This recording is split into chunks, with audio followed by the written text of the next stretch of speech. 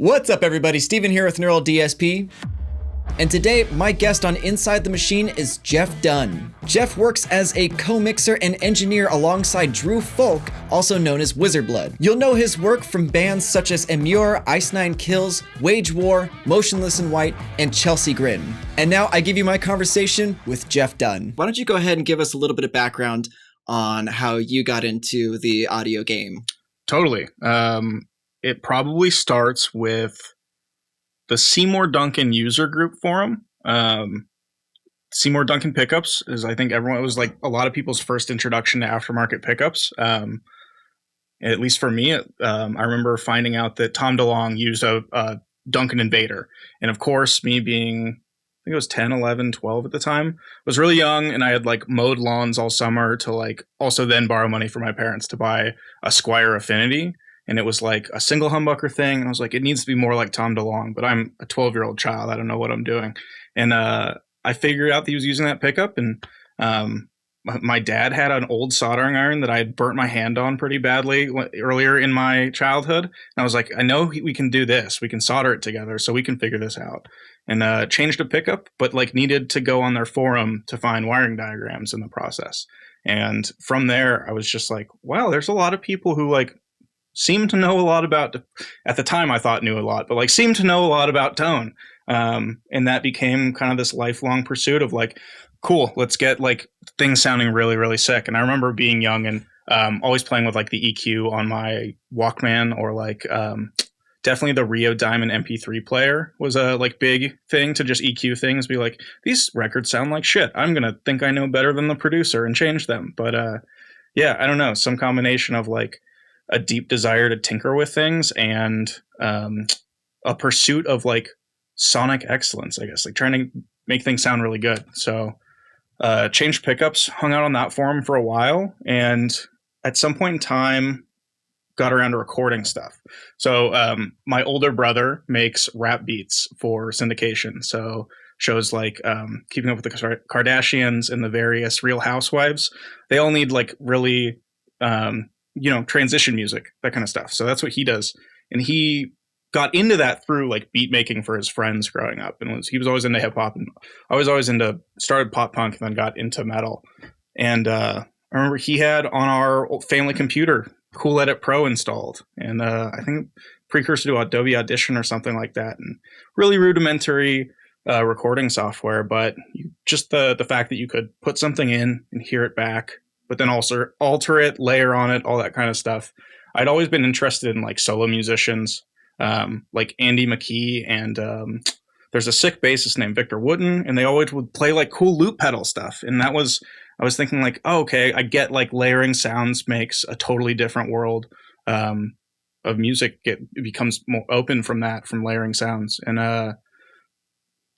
I started plugging my Boss MT2 pedal straight into the green input on the back of my parents' computer. And of course, that sounded terrible, but it let me record a distorted guitar sound. And I think the first thing I recorded was like a cover of Pantera's Drag the Waters. I was onto something early. I don't know what it was, but yeah, I went from there. And then I remember plugging like a Casio keyboard in and like playing chordal sounds, and it was all just using like my stock interface. And at some point in time, found a crack of Cubase SX2, I think it was. So yeah, I was definitely early on to that. Started with Cubase. I'm still on it. Have had detours in and around, but I'm still on it. Learned how to trigger battery samples to make drums, and it really went from there. I think at some point in that journey, really around when I was looking for, hey, I need a better piece of recording software, I need better drums in particular, and figuring out the whole battery thing. This was pre-Drum Kit from Hell, or right when they were sending out the things on CDs, the original kits. And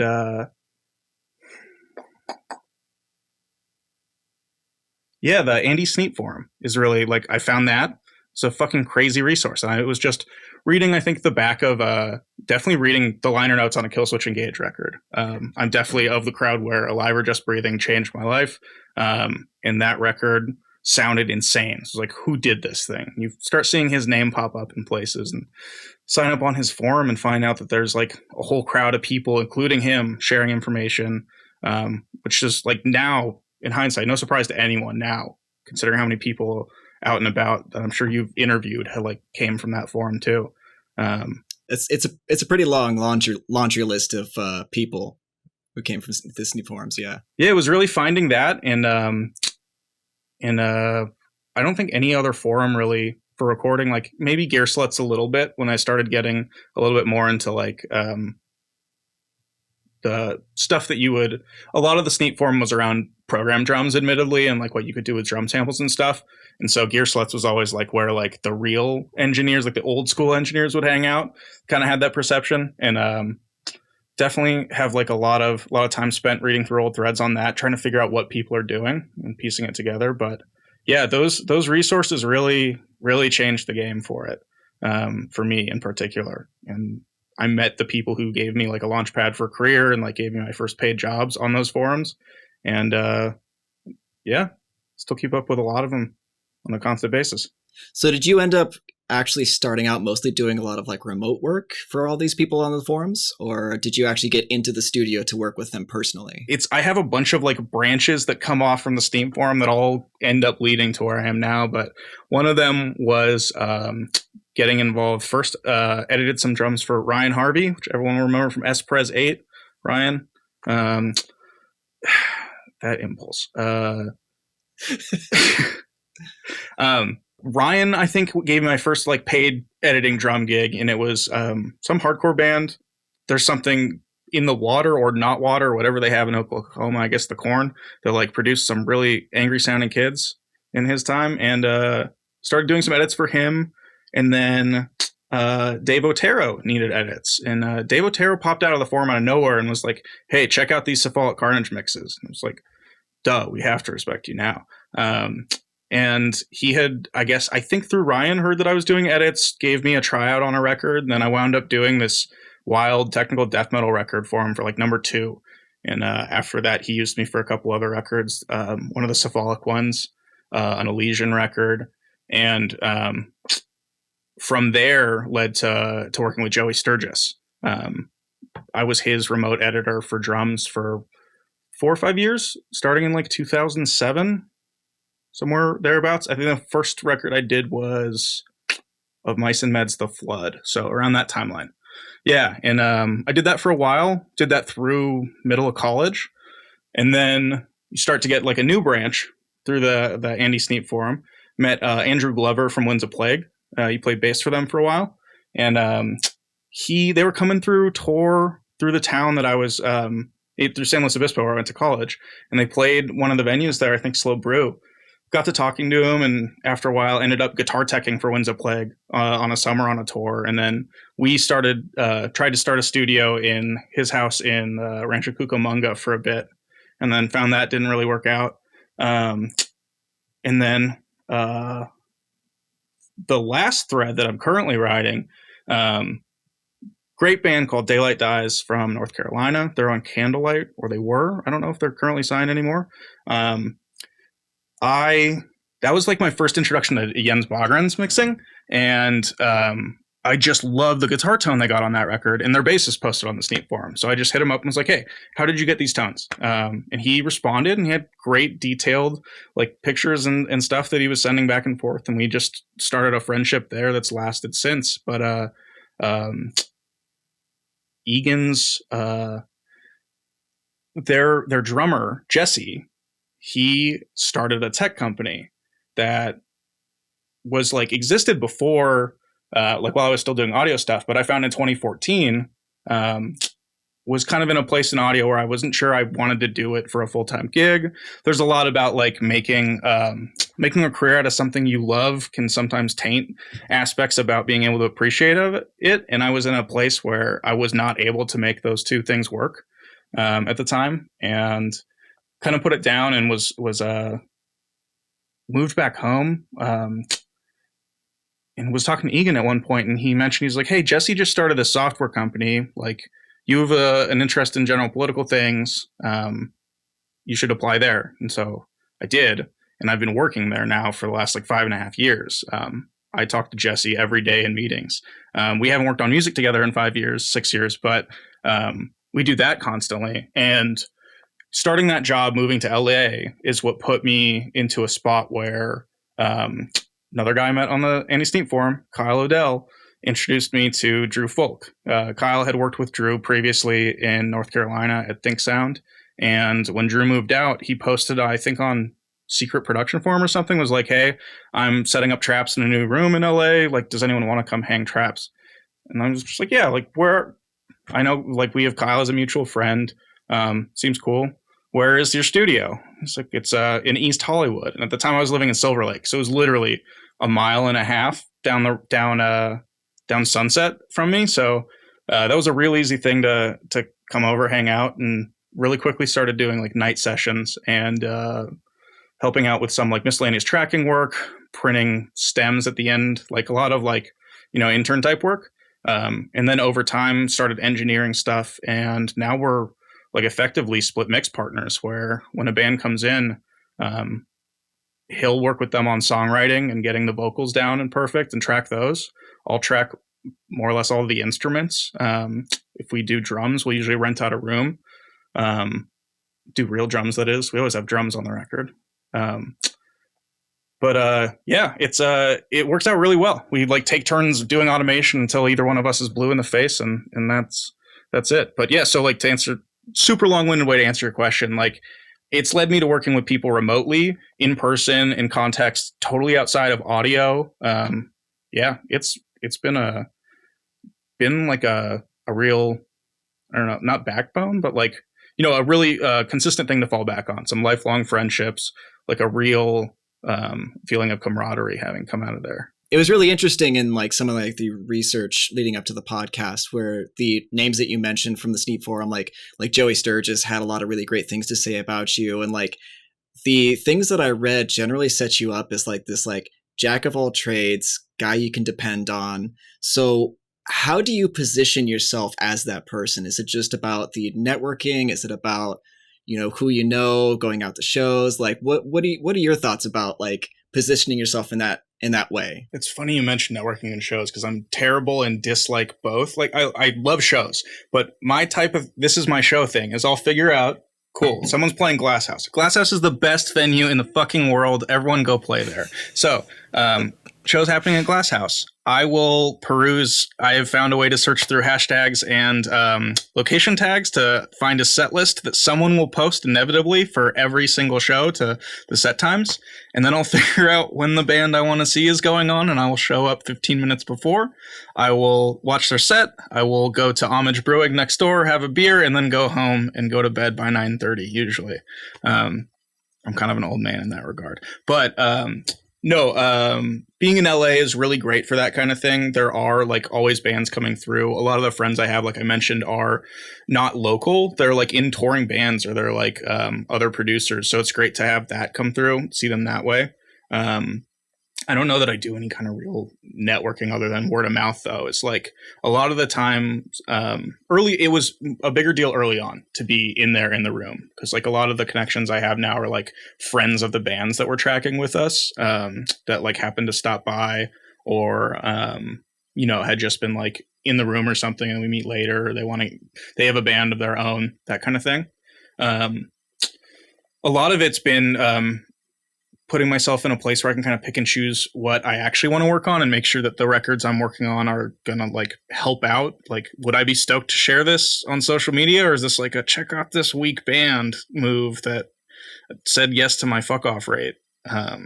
Yeah, like I never want to do that kind of thing.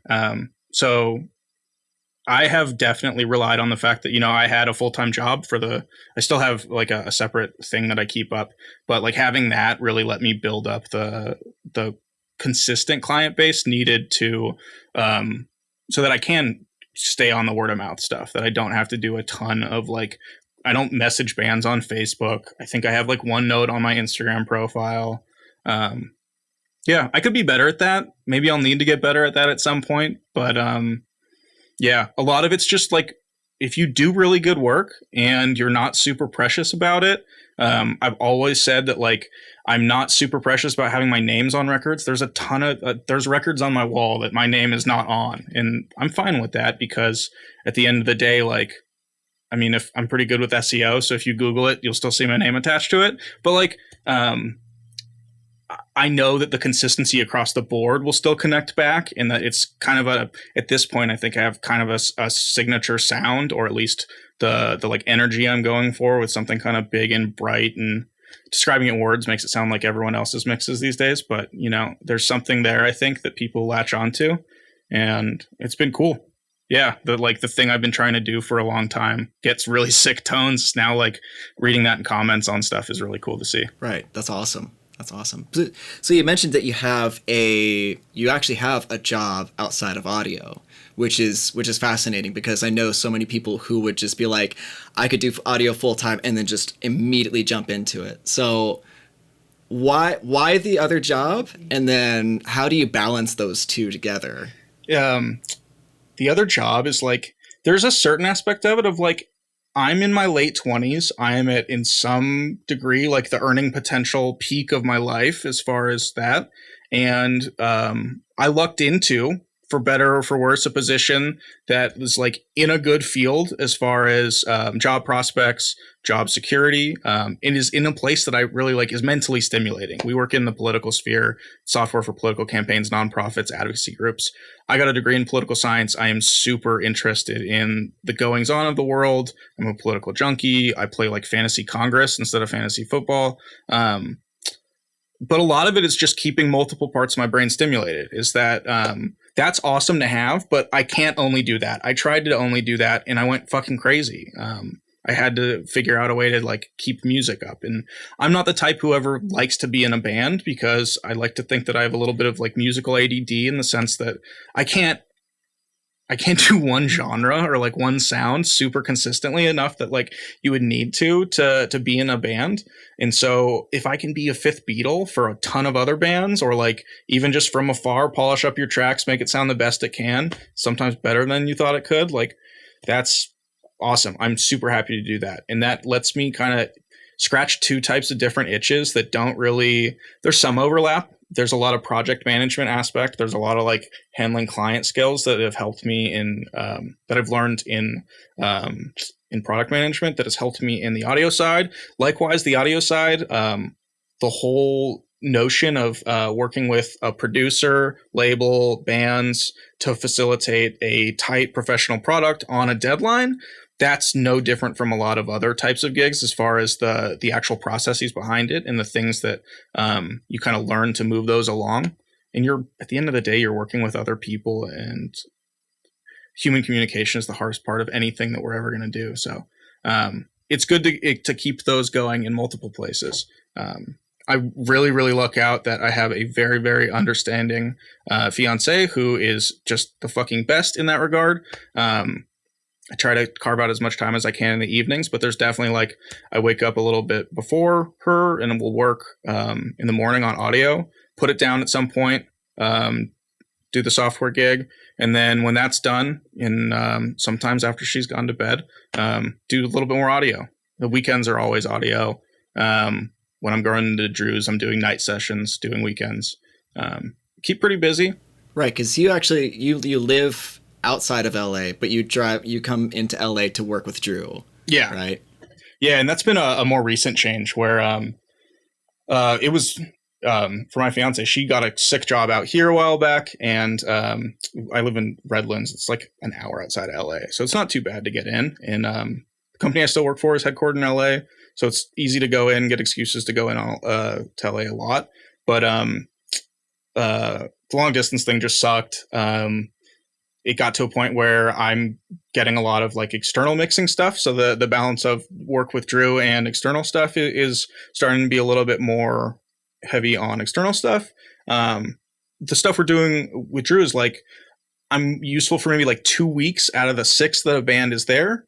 And then like a lot of the work I don't even have to be there for instance. So we just finished in July a record with Make Them Suffer, and I was I checked all the guitars and all the bass, and I programmed drums with their drummer remotely a little bit back and forth, but their guitarist too had a lot of the stuff written. And like even me doing all the instruments and now mixing it, I was in for maybe like 6-7 days total of the entire recording process. They were there for 4, maybe 5 weeks. And then the mixing stuff afterwards, I've got a more or less mirrored setup to Drew. We use the same monitors. We've got the same DAW. We work out of a shared Dropbox folder. So all after tracking the session over there, just sit here, open it up, same folder, same everything. I've got all the tones or all the sounds in. I reamp it if I need to, if we weren't feeling the tracking tone, or if I'm just feeling like using one of these sick amps. And then...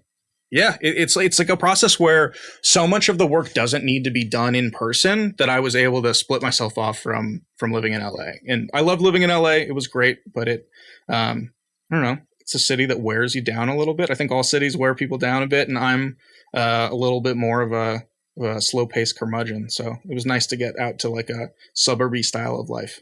Right. No, you mentioned going to bed at 9:30. I'm on that same kind of boat. I go to 9:30 bedtime and like 4:30 wake up time. It's pretty. And it's not even like a choice. The wake up time I'm finding as I get older. Like I just can't keep my body in bed past like 7. I'm just sitting there catatonic. Like go to fucking sleep. Can't. Yeah. No, I do the same thing. I don't. I also feel like I'm generally wasting the day if I don't get up and just do something. I kind of have that like itch to be moving, like to be in the studio, to actually be working on things. It's like a 7-day a week thing for me. Like I'm in the studio all the time, just working on whatever. I had to move it home for that reason. Like that was one of the things, was like sharing a space with Drew was great because we had everything there and it was all the same. But once I got to a point where I could afford to match a lot of the equipment and like just make it like super comfortable to work in, it's I can't tell you how nice it is to be able to like put down one thing and move to another that's just not even feet away. Sometimes just shifting like which computer I'm using. And being able to not have a commute is the best thing in the world. My 4-mile commute in LA took me 35 minutes each way, and I just don't ever want to do that again. No, the traffic here is pretty ridiculous. Like I feel pretty lucky that my commute's maybe about 20 minutes tops, right? Like it's pretty good for where I'm at, you know. But do you feel like that might, like, because I've heard a lot that you never want to be living in the place where you're working, vice versa. You don't want to be working in the same place that you're living. So how do you separate those two things? I don't track bands. That's honest to God. If I had to have bands here all the time, I would not want to live here. That's a big part of it. So I like having a lot of remote mixing work. I don't know, that suits my personality. It suits my pace of works. I'm definitely the creative type where like my productivity comes in fits and spurts.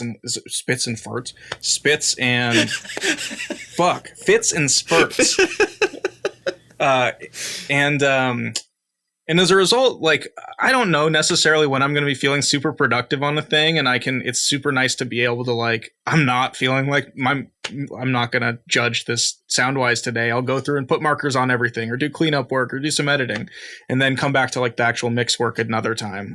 Maybe even just later that night, that kind of thing. Go out for dinner, go grab a drink, come back to it with different state of mind. But that's definitely a thing that I've got in mind where I'm like, we're starting to look into buying a house in the next year or two. And that's definitely like, there's a lot of places out here that have in-law houses. So having a separated thing at minimum or looking into getting a dedicated space that's external is definitely like on my list of things to do as and or if I start expanding into tracking bands. It's something I always like, you miss it for a little. But then you track your first band in a while and you're just thinking like, I just wish I could jump out a fucking window right now. This is terrible. This is just as bad as I always remembered it, and somehow convince myself to forget. I love you bands. Sorry. It happens, you know, like it's a grueling process, like recording bands and having, you know, musicians in the studio tracking everything it's a very grueling process. Like I was thinking about that the other day. Like I have my systems down now working with Neural DSP and I'm making YouTube content. I'm doing all this stuff. And I thought about it like, do I really want to go back? I don't know if I do. Like I could do mixing work, but like, I don't know if I could go back to doing the grind with the recording If I had to, obviously, yes, but nah, it's if I had the choice. Yeah. It's a fucked up thing for me where it's almost like whatever is going to be, it's the most recent experience is what sticks in your head for sure. But there's like, it only takes one really, really bad band to like ruin that experience for you and make you never want to do it again kind of thing. And it really only does take one other really great band to make you remember it. It's just they tend to like somehow follow each other. So you're always on this seesaw of like good, bad, where like you get 3 good. But you know, if there's one that's bad enough, it'll still make it horrible. So like Make Them Suffer, for instance, amazing to work with. We're like had a bunch of stuff prepped, came in super prepared. We're really open to suggestions. Nick was super down to use my Evertune guitars, which always makes life easy. And that was a dream process type scenario, but they're not always like that. So, right. Yeah. Which actually, so we were chatting a little bit before the podcast. That makes me think, I want to ask what your studio pet peeves are.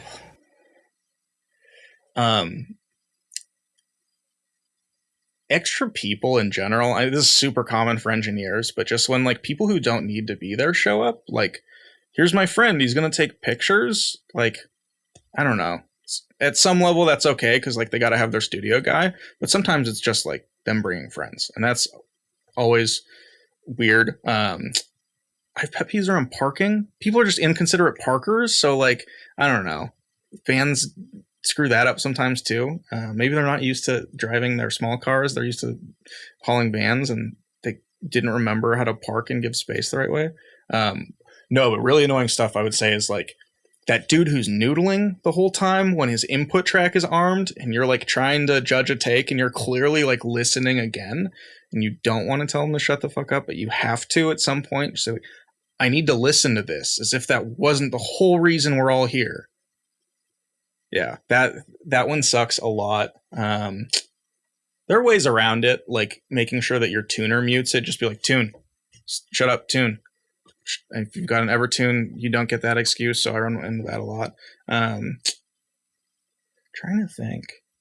There's a lot of stuff that like you run into consistently with bands where they don't bring stuff in certain ways or like they haven't agreed on parts. And so when I find myself being more like band therapist or like having to like settle drama between things because people weren't communicating beforehand, that sucks. That's also one of the reasons I love working with Drew is that I don't have to worry about that too much. Yeah, just people making extra noise when they don't need to. Like, we're here to make sounds in this context. Otherwise, be mindful of yourself. Don't bring extra things. Turn your phone off mute. Don't noodle. I don't know. If you're going to be in the room, be engaged. Yes. Yeah. So bands that are listening to this podcast, take this as sage advice. I mean, don't be an asshole. Just like it's so hard to not just boil it down to something like that, but just like, hey, this is a classroom basically. There's other people here to do a thing. Classroom is the wrong metaphor. It puts me as a teacher. That's not like a thing. We're all here for the same thing. You can't be like behaving in a way that's going to detract for others. Ultimately, you're just wasting your own money. No, that makes a lot of sense. So we've kind of covered the musician side. So I know that there's a component of the audience that are looking to be producers, engineers, mixing engineers, that sort of stuff. Oh, you know who's worse than bands to work with? Oh.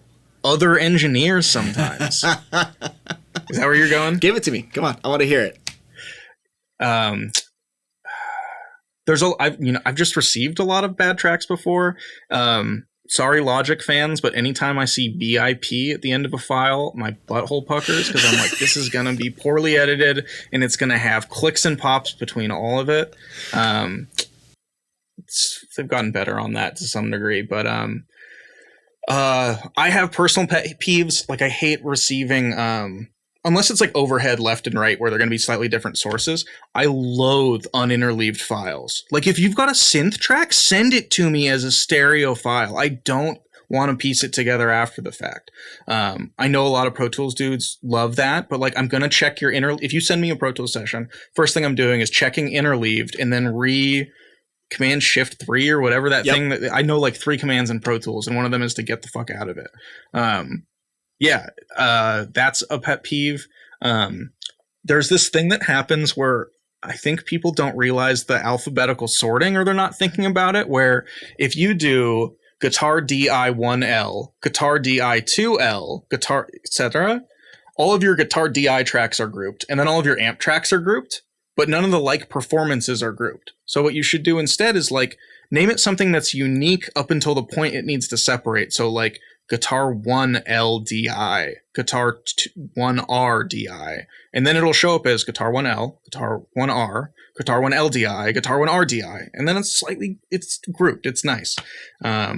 Stuff like that. This makes me sound crazy. I'm just like getting mad about file names. No. So I think a lot of people don't understand that these are aspects like detail work that make your life easier, so that way you don't have to think about it in the process. Like if you have like somebody who's assisting you, having the names correct on your tracks, having all of them in an order that makes sense, like it makes your life easier, because then you can just focus on the things that are actually important to you.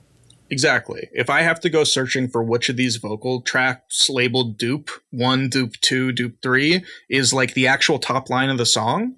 I've had that happen recently with a project where the great band from Australia, and they often mix like screaming pitched yells and growls, and then sometimes actual clean singing. And it's really tough sometimes with the tracks as presented without listening to a reference mix, which like solves everything. But there could have been some naming on the vocal tracks to more clearly denote, like, even though we're layering a pitched scream and a growl for this chorus, we want the pitched scream to be like the lead line for sure. And in some cases, like that's easy to tell. One's got a melody, one doesn't. It's probably the top line. But if like one is our aggro, like angry man yell and it's pitched, and then one is our actual clean singing that we want to use as like a layered thing, which one am I supposed to favor? Like it's kind of tough. That can happen.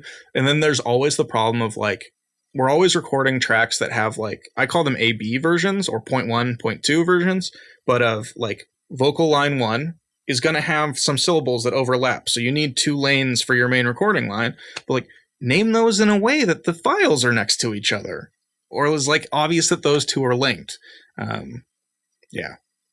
Yeah, I find myself doing a lot of like file Tetris where I like, oh, here's my actual Scream Main 1, Scream Main 1.1, Scream Main 2, Scream Main 2.1, and then all click and drag their regions into my essentially the template I've built for that, so that I can like just think about the files being organized in the right way. Right. So it sounds like you're doing all of your own like mix prep stuff. You don't have an assistant doing that for you yet? Nope.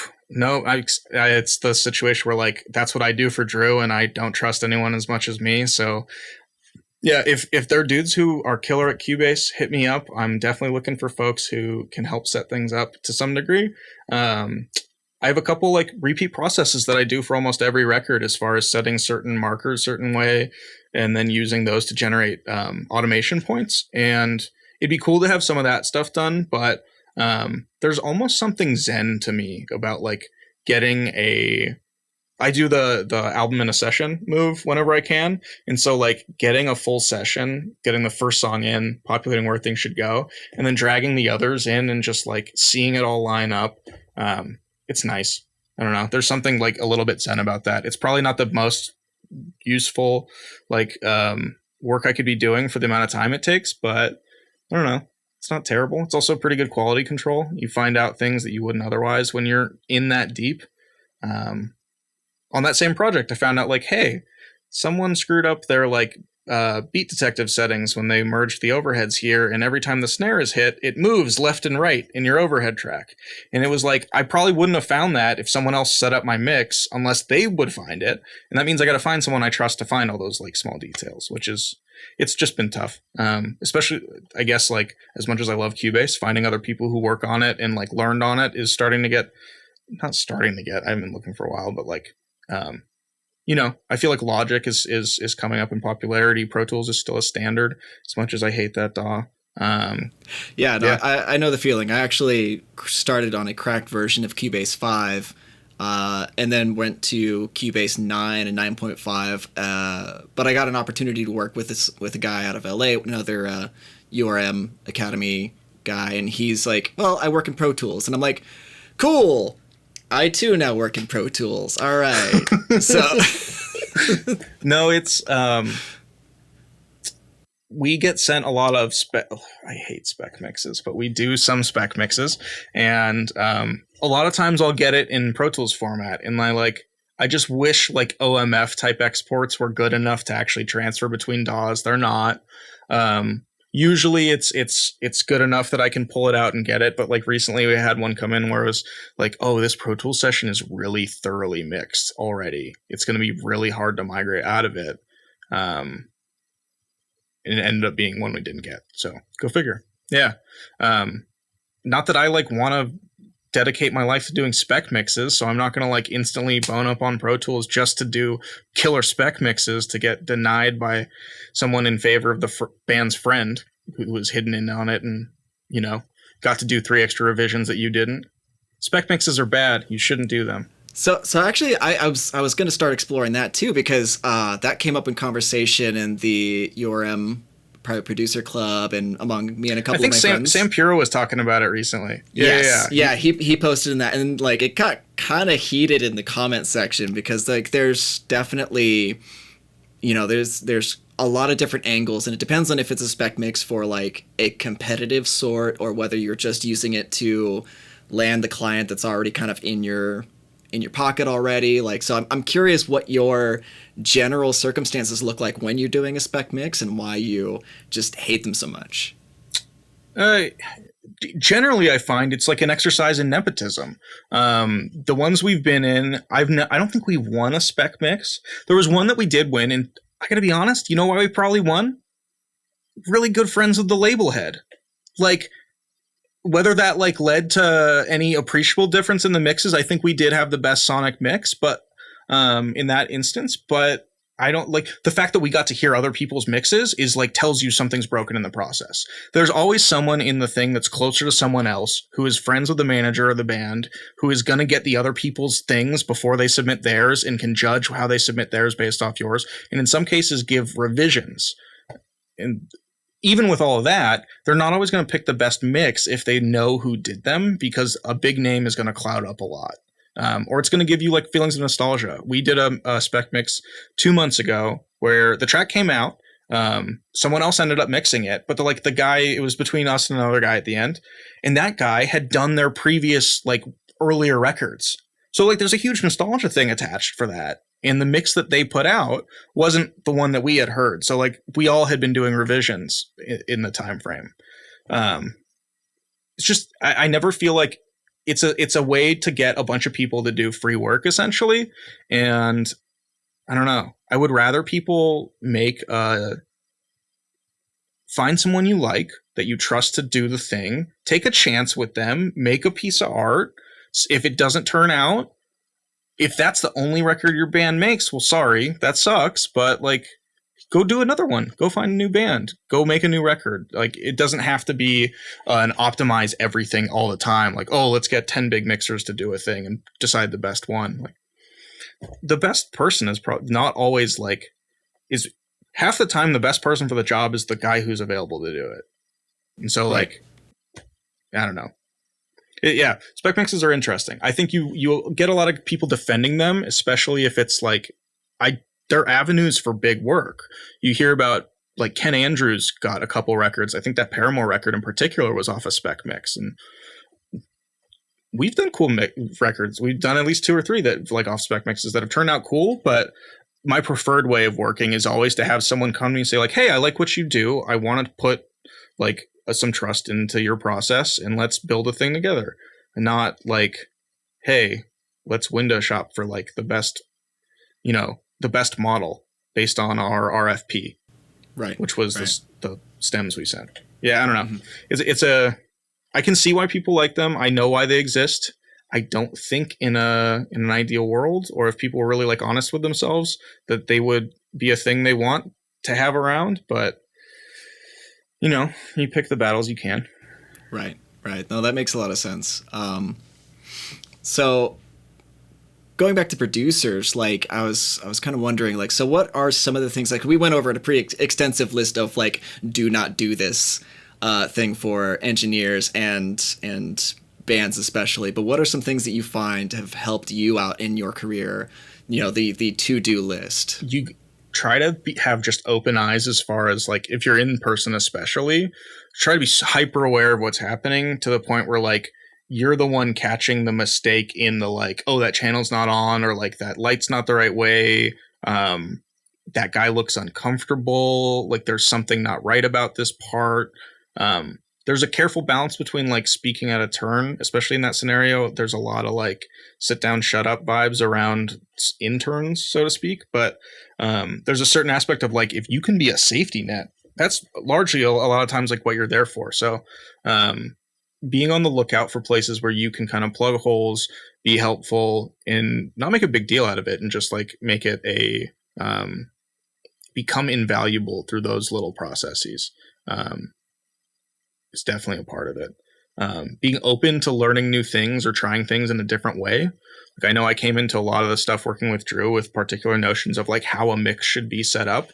And I would like often open sessions after he had toyed with them and be like, what the fuck did he do to this kick? What is going on?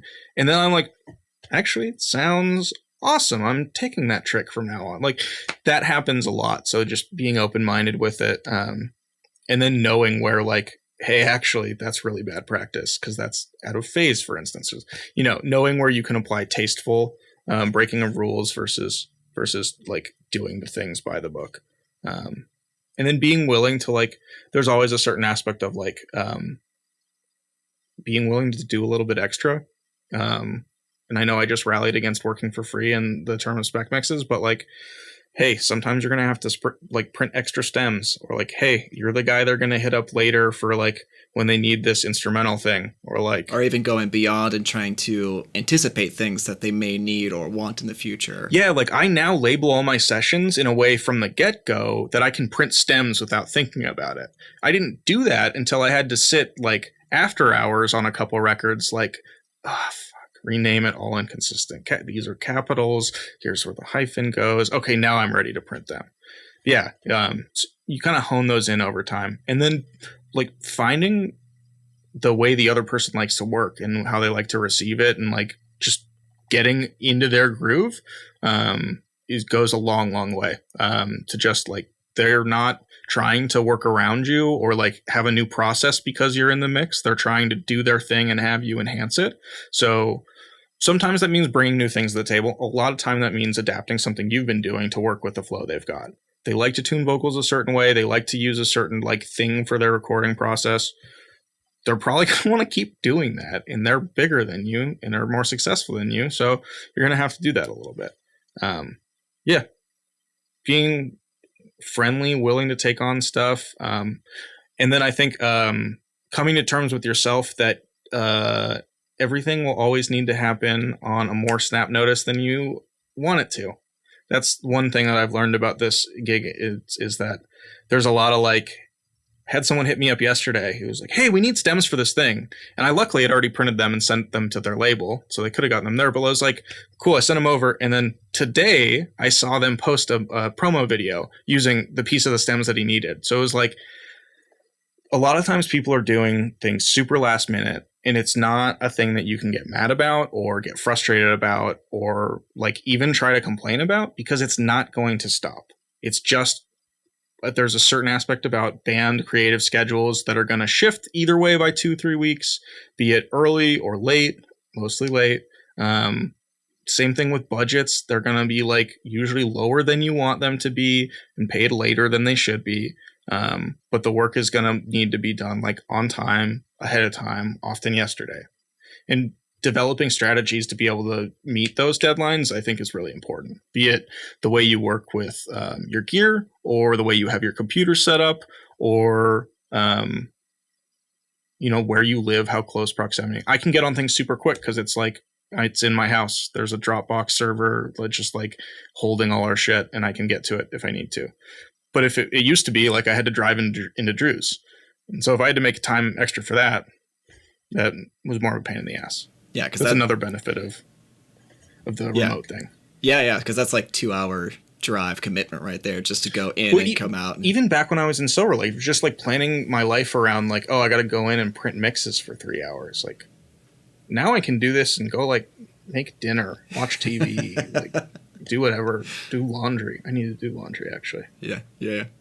No, that makes a lot of sense. The mindset is also a really, really big thing. Like you mentioned, being just okay that things are going to go wrong, or people are going to need things last minute, and getting upset by it or getting worried by it or anything like that is just going to be totally counterproductive.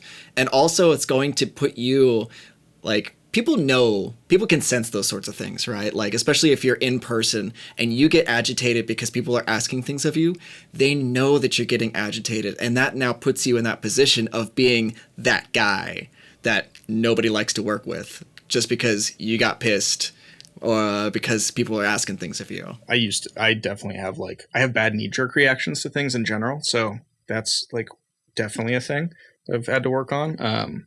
Yeah, there's the deeper I get into this, the more I think I need to actually research Buddhism or become a Buddhist. I know there's a principle around everything around you is always crumbling. That is the state of the world, that everything is falling apart. And even your understanding of that thing is always in a constant state of falling apart. To get mad about that is not useful or going to do anything good. Yeah. But that's not often what feels good. Sometimes getting mad feels good in the moment. So I don't know. It's balancing those things. Yeah, it feels justified, right? You feel like, because if you can get angry about it, you're sort of taking the power back because you're choosing how you want to react to this thing when it's really counterproductive to the overall long-term benefit. Yeah, or just knowing that I got angry about this. That wasn't necessarily cool. That's a thing that happened. You can move on from there. You can stay angry. That ends up being a conscious decision at some point. But yeah, right. I think the thing about my knee-jerk stuff is that it took me forever to realize I actually can't control the fact that I'm going to have some really negative reactions to things, and that might happen. What I can control is how long and how visibly angry those things make me, and what I do that might be irrevocable in that time. So cool, angry, got it. This fucking sucks. Want to jump out a window, let it wash over you, return. Yes. That's awesome. So that makes me wonder, is there a favorite failure of yours that you've had in your career that maybe sets you up for a future success, or something? Yeah, I kind of touched on it in the intro, but trying to make a studio work with Andrew Glover, and then that not working out. It's I went into it pretty naively, I think, with a lot of expectations about how consistent work might be and what that life in general looked like. Part of it was in a bad place of I lived where I worked and I didn't have a ton of friends in the area. So when you don't, when your commute is 10 steps, but you also don't leave a 30-step radius other than to do things, that was not great. Yeah, but putting that down, putting audio down and finding something else that I had to dedicate time to and work out as far as paying bills was a huge thing. I don't know if it set me up in the timing wise for it put me in a position where I moved, and that got me into a place where a bunch of other opportunities lined up. Yeah, I don't know if there's a particular moment in there that I'd flag, but that whole process of just thinking it was going to work out, not making other plans, having that kind of crash and burn, and oh, okay, I got to go back to the drawing board. Moved in with my sister at home. It was embarrassing, and yeah. But no, when I was ready to come back out, it was when Drew moved out and we got back in touch, in touch. It was kind of oh, I'm hungry for this a little bit, and I now know how to not get super bummed about it because I've already had it not work out once. So in that regard, that probably helped me mentally be more ready for it and roll with the punches a little more. I also had a consistent job, which left the pay aspect of it not be an issue. So yeah, it's a weird thing to have to ride and balance, but I'm always super impressed by anyone who makes like a full blown living in that in one area. Have you always been like that motivated to make the audio stuff work? Like, has that ever been like an issue as far as like getting in the way of your work? Have you ever just felt like, nah, fuck it, I'm just gonna go and just do the job thing? Oh, like quitting audio again? I haven't gotten there yet. No, I've gotten to a couple places with a job where I'm like, I would rather work with bands than you people. No, I've been able to like strike that balance. I have had a habit of biting off more than I can chew a lot of times, where like I think it's freelancer's dilemma, where you don't necessarily know how consistent the work is going to be, so you take it as it comes. And sometimes, because as I mentioned before, bands will be early or late with things. Sometimes some will be late and others will be early, and they'll all mash up on top of each other. Like September was a fucking nightmare as far as the like amount of things that ended up being produced, or like bounces that I made. Probably the most in my entire career, like as far as a continuous month. And that has problems with like how much time you spend on it, how much time you get like outside of it for your own mental health as far as recharging, how much time you end up spending with friends, family, loved ones, that kind of thing. So yeah, it's always a balance of that. But I think if that were a little bit more evened out, I don't know. I don't know where I was going with that last one. That's all good. That's all good. So what do you see as the future for your work in your studio? Like I said a little bit earlier, kind of knowing that I'm going to be in Redlands for the next few years, figuring out like what kind of slant as far as getting a dedicated space or continuing the home route. I really like working from home, so that's a thing I want to pursue. I am lucky enough to have a space where I have like dedicated amps and cabs always mic'd up, and I am a total like whore in that regard. I love gear, and I'm finally at a place where I don't have to sell an amp to buy another one. So I've been doing a little bit of collecting. I definitely have an eye towards doing that producer thing of selling Kemper profiles and impulses. So be on the lookout for that. I don't know who I'm going to release it with, or if I'll end up releasing it on my own, but like I spend most of my effort getting really sick tones, and I have a really cool collection of amps and cabs at this point. So it feels almost criminal not to. Continuing to work really heavily with Drew. There's a couple really cool repeat visitors who are coming back towards the end of the year. We just turned in this week record with Emmure. That's a follow-up to the last one that I think folks will really like. Got a lot of use out of Parallax on that one, so thank you. I'm hoping to increase the amount of like just remote mixing I'm doing. Not sure I really want to dive into tracking bands too much, but just keeping that balance going. Right. And do you feel the pressure to become more active on like the YouTube, Facebook, Instagram kind of sphere with the social media? Because I feel like that's such a present thing now. Like everybody's vying for everybody else's attention. If you don't have something that grabs that attention, it's just going to move on to the next person. Yeah, I definitely I'm bad at content creation. Like I probably should be making videos of comparison things, and like I do a bunch of tests on my own. I do really thorough tests. Like every one of my cabinets has like a full shoot out of the speakers in every position. I've been spending the last couple months buying different speakers from different timelines of the Boogie history and like comparing those. Different amp tubes, different drive pedals, like all that really like meticulously to the point where if I just like took a picture of an amp and then did a quick like A/B on YouTube, it probably would do it. But like, and I know I could figure it out, but I'm not in that practice. And it's just like, that sounds like a lot of work. I've got things to mix. So yeah, I want to be better at it. And I know that's probably how I could get companies to give me more free stuff, because I think that's how people do that is like, hey, if you make cheap Chinese ripoffs of real British gear, send me your stuff because I can put it on YouTube. I can't do that. I don't know. I don't have I should get into that. No, I do know that like I've got a record with going to be mixing a record with a good friend of mine. I'm not going to name drop it, but like he is really good at content creation and that kind of stuff. And I know we need to do some stuff for his, so I'm going to get a crash course in that a little bit. And these are always fun.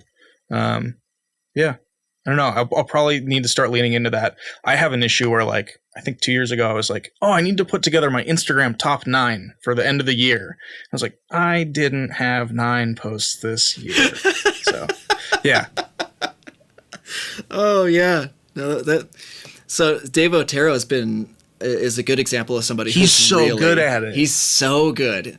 He used to do nothing, and now he just out of nowhere is like, I'm gonna film all this great shit. He's got such good instincts for where to put the camera, how to dial everything in, the focus, the depth of field. It just looks so good, and he's been doing it for like not that long. Like just when it comes to it. It's just like a whole new field to learn. I'm like, oh, wow, there's a lot of stuff to geek out there. There's no more room in my brain right now.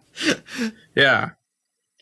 Like, I'm going to have to forget how to mix a snare if I'm going to learn how to, like, color correct a video. I don't know. It takes, I mean, there is a learning curve to it. You know, I got into, so just to give you a little bit of background on myself is that I think it was three or 4 years ago, I started working on doing this solo album. And it was this like super ambitious thing because I was going to write, record, mix, and master like 15 track instrumental metal album. Like it was just ridiculous. It was stupid. But I ended up just pushing myself way too hard to try and get it done. I got some tendonitis in my left hand, which forced me to put down guitar. That sucks. I mean, this is my favorite failure because this is what set me on the path to being here, right? Because if I had continued with the music thing, I don't know where I would be. But after I put down the guitar, I had to continue moving. I had to continue like educating myself, keep myself mentally busy, and interested in things. So I started picking up mixing. So I got into audio mixing, production, that sort of thing. I got into speed mixing with the URM people and got in with them. And then I have to pivot because I got hired to do, video production. Because the opportunity came for me to move down to LA to work with a good friend of mine. He wanted to hire me on to do his editing and content creation for his YouTube channel. So I was like, okay, this is a new thing I got to mix, and I'm cool with doing this because the opportunities are great. And then it became so much more because now I'm working with Neural DSP, making full-time living doing YouTube content. And I don't quite remember where I was going with that, but yeah, there's a learning curve to it, but it's worth it in the end because the attention that you get just becomes this exponential growth, right? So like if you can get even just like a good couple of like consistent pieces of content out, photos, 60-second clips or something like that, it becomes, it starts to snowball on itself. You get some momentum behind it, and it's less of like an onerous thing. I imagine it's the kind of thing where like if you take a vacation, it's tough to get back into the swing of things. I just like What is vacation? For real. For real. Yeah. No, that's not in the swing of it. Need to get better at it. Might. Who knows? I'm always impressed when people are like really good at it though. Yeah, it's a definite skill set that I have not tried to hone that one. Yeah, no, I mean, always, if you have any questions, you're more than welcome to ask. Thank you, I appreciate it. I've run the ringer, and I know generally speaking what I'm doing. So, I like it. So, let's see. I think it's probably a good time to get into some maybe rapid fire and some audience questions. Yeah, that sounds great. All right. Yeah, let's just go ahead and go to user questions. So this is from YouTube. So some of these names are going to get a little weird. I can imagine. So XY asks, what's your strategy when it comes to low mid 200 to 500 hertz? Way too many tips and tricks out there refer to this frequency as mud, but it's also where the weight and the warmth is. How do you find the pocket for every element that lives there? It's a good question because it's going to vary depending on the style that you're mixing, but also like the types of tones you're going within and how they interact. Like, is your guitar going to be more low mid heavy, so your bass is going to be riding the lows? Is your guitar going to be pumping a lot of sub content? Not sub, but like, you know, low end heft to it that you're going to need to compensate on the bass. I actually recently had a problem where after listening back to a mix, found it was like too smiley, like too scooped in that exact region. And one of my friends pointed out, like, go check out this 5 Finger Death Punch record. It's kind of an example of how far you can push that low mid range before it gets like kind of woofy and is like, the record sounds honky. There's this one 5 Finger Death Punch record. I don't remember the title of it. I have no idea who mixed it. I'm sorry, but it sounds like it's like really low mid focused in an almost like a kind of way. And it was just an interesting to A/B and be like, oh wow, you can push that way further than I thought. I scooped way too much out of it. Let's go back and adjust. And I wound up getting like more 270 in the bass specifically, but then also on the master bus, there was some stuff in that like 300 to 500 range that I wound up boosting that I normally don't. So I think a lot of it is giving yourself a little breathing room, give your ears some time to rest, go check it out on other sources, compare to other mixes, try to find things that like reference points that you can find extremes of, like, how far did they push this? Like, I really love to find out, like, I love siloing records off where, like, this is a dry sounding record. Like, Andy Wallace stuff is great to reference for, like, does not own a reverb pedal kind of mixes. And I'll use that as like a cool, how like my mix is feeling sparse. Well, let's listen to the sparsest thing I can imagine. And how sparse does it really feel? You can do that with a lot of that stuff that you're having issues with. Low end content is definitely a nightmare. I can tell you, I compress the low mid range on the bass. I do the Andy Sneap C4 trick. I definitely have kick sidechain to bass all the time, and I'm ducking some subs, which helps you pump more of the upper mid range like heft without like having your subs fart out on the heavier stuff. Yeah, a couple things in there. Hopefully that answered your question. Awesome. I think this is generally a repeat question, so you can answer this or not, and I can edit this out. But Setting Fire to Giants asks, I've been trying to cut frequencies to create room for instruments to cut through the mix, but I feel like I can't get the separation and sound of everything to come through. Any advice? Be careful you're not compressing too much. I think a lot of people will annihilate things thinking that, like, oh, you compress them to get them all more equal volume. But there's this impact you get where you compress too much and you take all the life out of something and suddenly it's just like flatlined. I notice that with vocals a lot. If you compress the crap out of vocals, you don't get the right, like, sits on top of the mix. You get this, like, sits in an annoying place. Same can go for really dense things where you're basically just competing with volume. I would say, like I mentioned, there's definitely some multi-band sidechaining stuff that I like to do. Kick to bass bus. I do a lot of vocals to instrumental bus to kind of clear that out. Anything where I know the content's going to be similar. So kicks and bass, sometimes kicks and guitar, sometimes vocals and guitar on its own. I'm trying to think. There's definitely charts you can find where it's like the frequencies of different instruments in like a Gantt chart format. Do you know what I'm talking about? Where like it's laid out where like these are kick drum and then snare starts here and then vocals take up this whole spot. Those are pretty like good, I think, for judging where things are going to end up overlapping. Right. Yeah, I've seen some that are better than others for sure. There's a couple that have been laughably bad, but it's like, I don't know why you just decided to play Tetris on this thing. I don't know. No. Cool. So this is an interesting question. All right. So James Yellow asks, what are your thoughts about copying and pasting parts in songs and editing the guitar parts to the grid? Isn't that taking all the soul out of the music? And I don't particularly agree with this premise, to be honest. That there's soul in the music? Yeah. No, that editing everything to the grid is taking the soul out of the music. Oh, yeah. I mean, like the obvious, generally people who want to talk to me about feel and soul are people who have fucking terrible feel and rhythm, is what I find. So like, there's definitely take that with a grain of salt, but, with guitars, I'm not cutting on the grid if it's the start of something. It's always pulling back. You want that pick attack in there. Really helpful to see the DI in there, even if you're tracking a tone that you like, which I'm a huge proponent of. Still take a DI signal so you can like have as a visual aid. That's usually nice. Copying and pasting within a song, I usually discuss it on a per part basis with the person who I'm recording. Sometimes you'll find someone who's like really anal about, I want it to sound like play the whole thing the whole way through versus like copying the chorus between each part. Some people are just like, no, man, I want to rock this out as fast as possible. Like, why are we going to waste time? If we get it, we get it. So usually just trying to like placate the artist, make sure that they're happy in that regard. What I like to do to like fake feeling like I'm doing something, a lot of times if I do have to copy and paste, say I've got quad guitars, I really like quad guitars. If I need to copy and paste these 4 back to back, I'll shift them up. So I'll copy like this one here and this one there and that one there. And like, so it doesn't play the same stereo thing back to back when you're listening to it. And like, if you were listening on like just one ear, you would hear a different performance between the two, but only because like the one that used to be playing on the left is now playing on the right.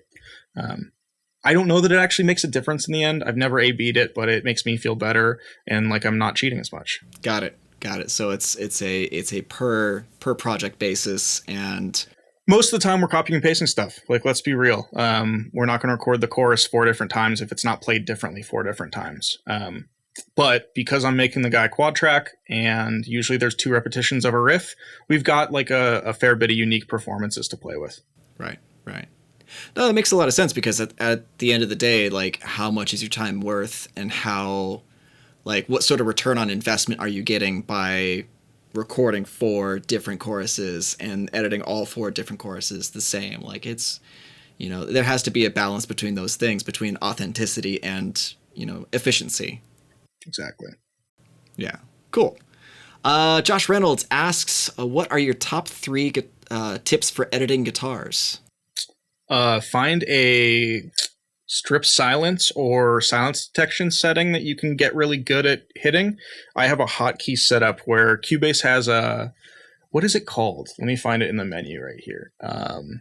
Audio processes. No, it's under advanced. Detect silence is what it's called. I have it set up to a hotkey, and you set the threshold and it strips silence between. But what I like about it for guitars is that if you find what works for that particular player, especially if you're keying off the DI, you can do it in a way where it'll chop your breakdowns for you, or at least close enough that it saves a ton of time. It does the like before and after cleanup for you really well. And then find something that'll let you slip edit. I don't know how you people track and edit guitars without slip editing. It's insane. No, it makes Cubase's slip editing is probably my favorite feature. I rely on it because Pro Tools has it, but you have to hit like a bunch of keys to do it. Whereas with they do the like 15 millisecond, or that you can define the millisecond, but you have to nudge it each time, yes. And that is like, I don't know. Yeah, I don't just sit there like a woodpecker at your computer. Yeah, I don't fuck with it at all. It's annoying. What I really like is one thing I do in Cubase a lot is you'll see is when I click, I'm clicking in a point relative to where, like, when I drag my mouse over, I'm dragging my mouse onto the grid where it should be. And so that just ends up being so much faster to do than a series of nudges. Right. Yeah, no, that makes way more sense. You can get so much more fine-tuned editing that way.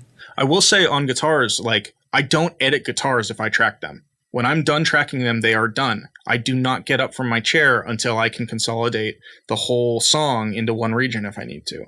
And that means making the guy sit there while I edit silences if I have to. Oftentimes you'll come across parts where, I wish I could have him just quickly punch in a note here. And then you get it. You find that out like right there. It also translates the amount of time you're spending on editing it so that they like more appreciate that process and learn that, like, maybe I shouldn't have an ego because I didn't track my stuff perfectly and it wasn't the best thing right off the bat. But it also saves you the hassle of ever having to come back to it. There's nothing worse than opening a session going, oh, fuck, I need to edit some of this. That's the worst feeling. You just can't get to work. So that's the thing I'll say is I try to, as much as possible, as much as I want to get out at the end of the day, I'm not leaving my chair until that piece is edited. That makes a lot of sense because then it'll make you get better at getting good takes along the way too. Because if you're thinking like, hey, do I want to spend time editing this at the end or do I want to make him do it a couple more times? And you should always be making him do it a couple more times. You should never be editing your way out of it.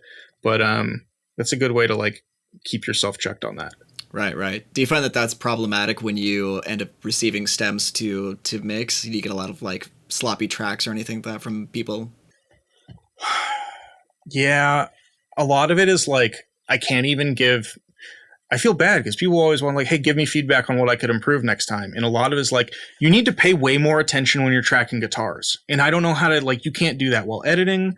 I don't know how to tell you exactly, but like several things were out of tune in a lot of way in like spots where I could go through and highlight exactly where like this hit was too hard. But it's a waste of both of our time. Where like, if you did the process where you were like, I'm getting album ready guitars by the time we're out, and maybe some of it is like they're not hearing the same things I am. I don't know. That's the thing that I've been noticing lately is like the quality of a guitar DI and who tracked it is playing a bigger role in how big I can get a lot of the productions.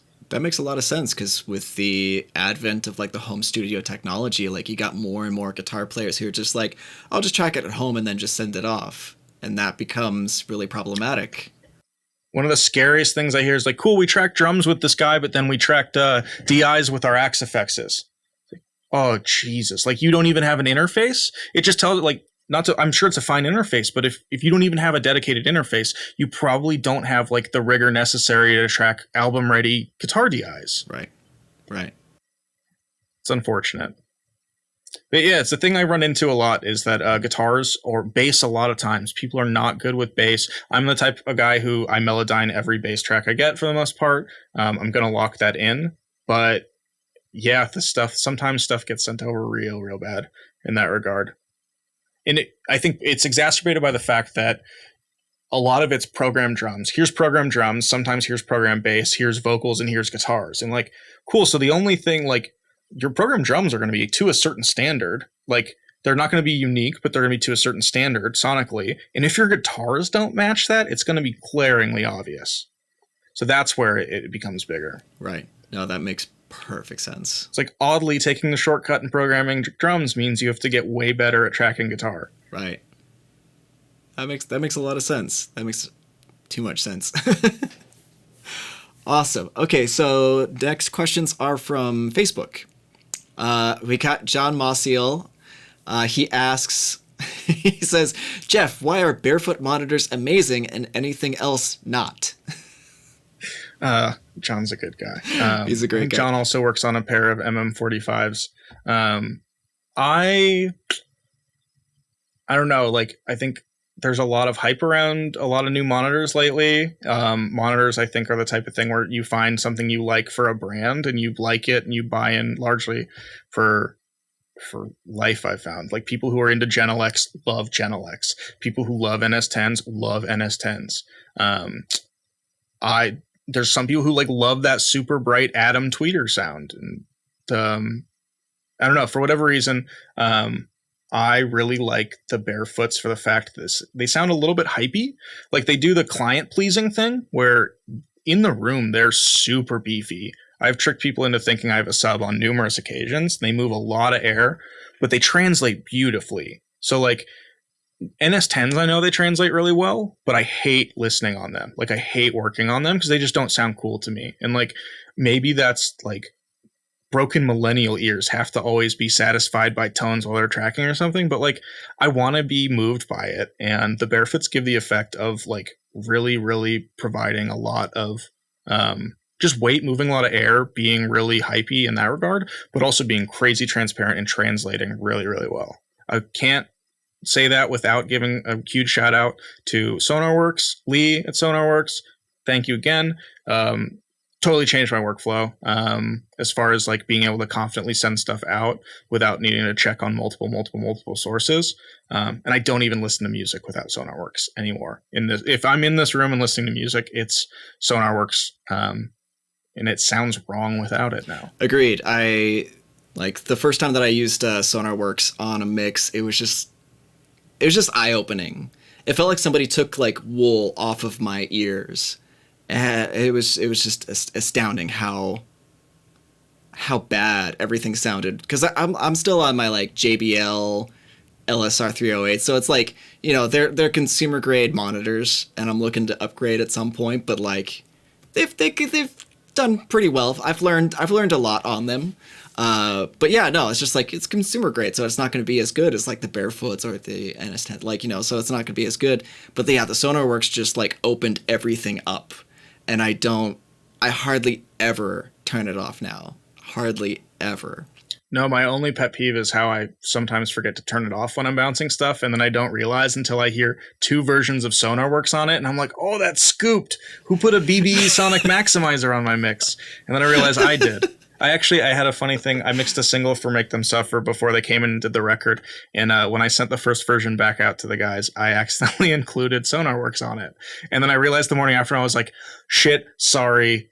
Definitely a bad move for you to see this, but like, here's the corrected version. And they were like, we like how hypey that first version with SonarWorks is. So like the version that ended up shipping was like a version of, I took the EQ curve that they do and put a preset in my FabFilter bank of like what SonarWorks is doing to my audio. And then I used the mix knob to blend that in a little bit. I was going to use SonarWorks directly, but I kept blowing up it was too loud for SonarWorks, basically, on the other end. But yeah, no, it was really funny. I have not made that mistake since, but yeah. Right.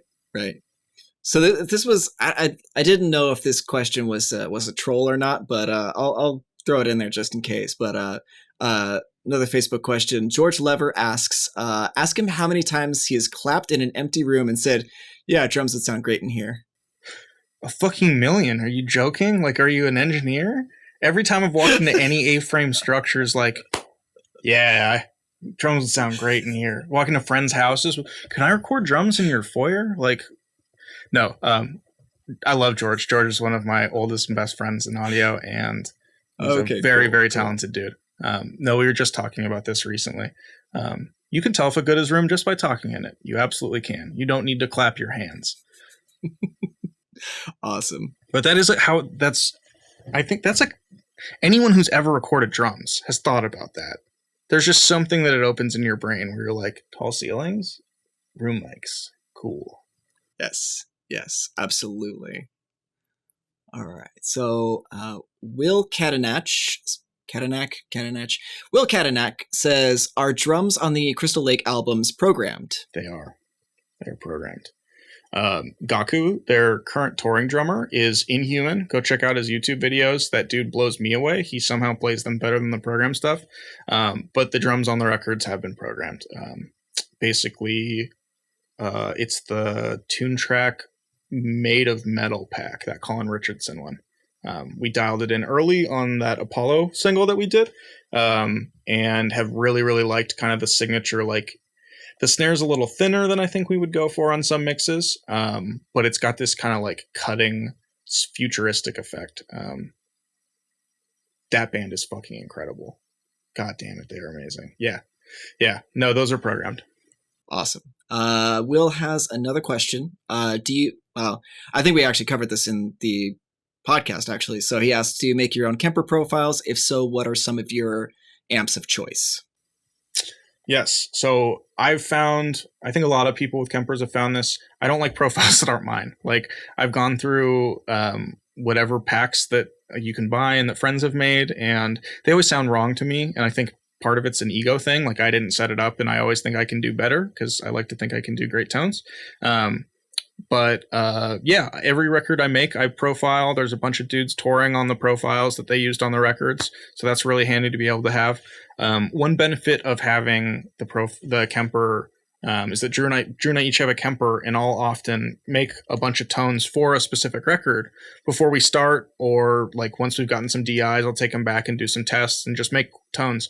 And then we'll go and track the record on the Kemper with those tones we made. And a lot of times we won't have to reamp after the fact. Sometimes we still will. Like the Make Them Suffer record turned out to be, I'm referencing that one a lot. Kemper profile we tracked for one, and then I reamped with the Uberschall for some quads. The Emmure record we just finished was all Kemper with a 5150 tone that I kind of tailor made for Josh. A couple, because we've got like a bunch that have different like dirt and octave pedals in front. And it's just nice to be able to go back to tones and be like, hey, this was what we used on that record. I like making them. As far as amps, these these three get the most use. The Uberschall 5150, and a really, really old dual rectifier. The JSX on top gets some lead use. That's a new one. I haven't gotten like fully dialed in with that yet, but I love that Despised Icon record that Sneap mixed, so I'm always after that. And then I have over there a Bogner Ecstasy that is probably like the best, most fun to play and best sounding lead amp I've ever had. So those are the go-tos. Something that's like a Soldano ripoff, and then some Bogner stuff. Fantastic. See, Colby Hempel, he has a series of questions, so I'll ask you we'll just go through one at a time. So what are your go-to snare and kick samples? I've got a couple libraries I like to lean on. Not like to lean on, but end up leaning on. On the Sneap forum, there's a dude named Jacob. Veal, I think is his last name. If you search for VR Music Group Nashville Drum Samples, they released a pack of really affordable, really killer samples like a long time ago. I use the kicks a lot. The Chelsea Grin record is one kick in particular from that pack. And then I use some of their snares are really good. Really cracky, ringy stuff done in a big open room in Nashville. The Get Good samples that come with their packs that they like, the TCIs that are separate. I would say that all but one or two mixes in the last 3 years have had some kind of Get Good room sample layered in. And then the Tune Track stuff, in particular, Made of Metal Machinery, the Sneap and Richardson kits. They have that killer Prog Foundry pack that's a lot of really cool stuff in there. Someone actually sampled Zildjian cymbals for once. More people need to sample Zildjian cymbals. They're just great. I'm sick of this Sabian vinyl shit. No offense.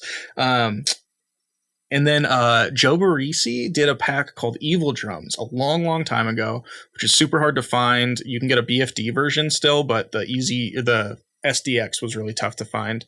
You have to find it used now. But it was samples taken in Sound City before they tore it down.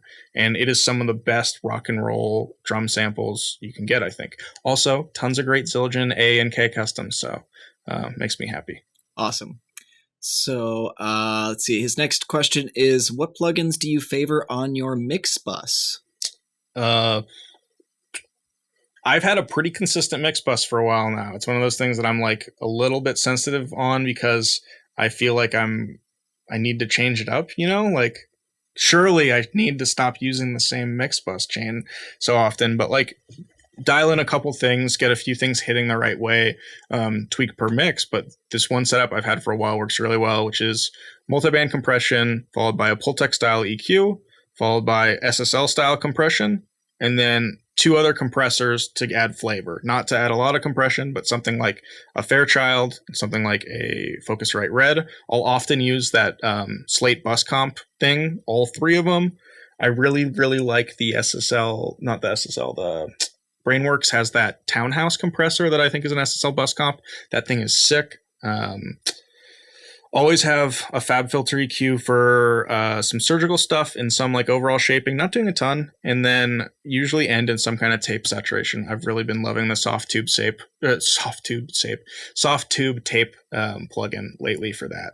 So yeah, usually some multiband, a Pultec to give you some boost on high and low, so you have to do less work on the other tracks. The SSL compression for that, like the glue in the kind of smear that it gives. Something that's a little hypey, and some EQ at the end, and some tape. Cool. His last question, could you talk about the snare processing on the new Motionless in White? It's one of his absolute favorites.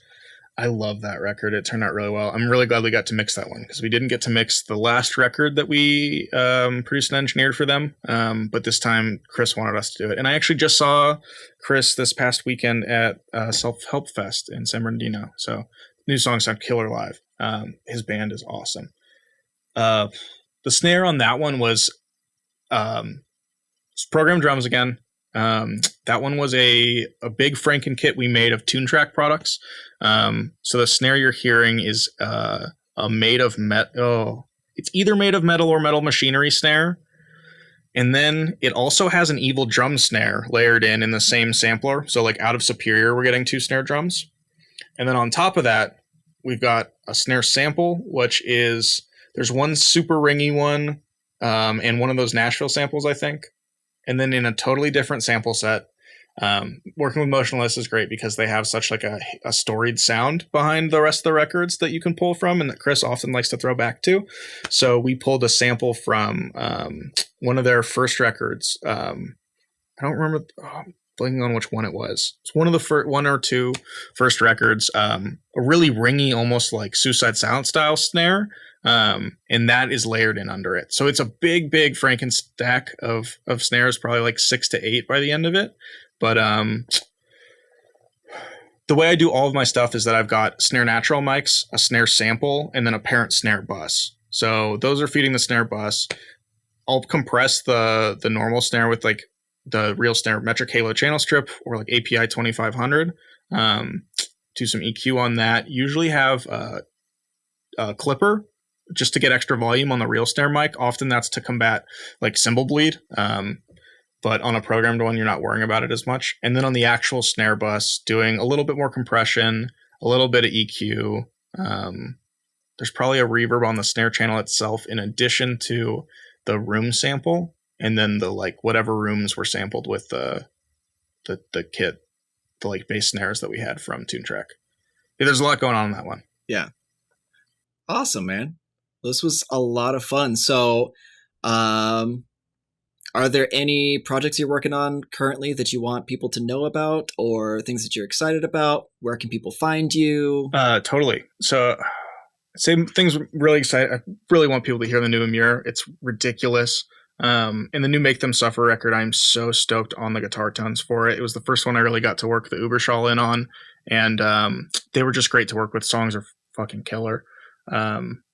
Really excited for... There's a local band from San Diego called Seconds Ago that I'm mixing a record for where a guy named Elmo, folks will know as Ice Nine Kills front of house guy, tracked drums and vocals on. And we just got tracks. So I'm excited to dig into that. And then Wes Houck and I are going to be doing something later in the year. So keep your eyes peeled for that. Yeah, as far as getting in touch, hello@jeffdunne.com. Jeffdunne.com is a website. Really easy there. I run a Slack group for other audio engineers if you want to join. It's just a cool place to have in my pocket to check in with folks. Yeah. Fantastic. Well, cool. Well, thank you so much for coming on the podcast and having such a wonderful conversation with me. Yeah, thanks for having me. It was a pleasure. And thanks for making such killer plugins. I can't tell you how often I get to the end of a mix and I'm like, cool, time to I don't need to reamp these. They sound great. Awesome, man. Awesome. Thank you so much for checking out this video. Please like, share, and subscribe, and hit that bell icon for notifications on when we upload our videos. Comment down below. Let me know what you thought of this content and if you want to see more like it. And as always, I'll see you in the next video.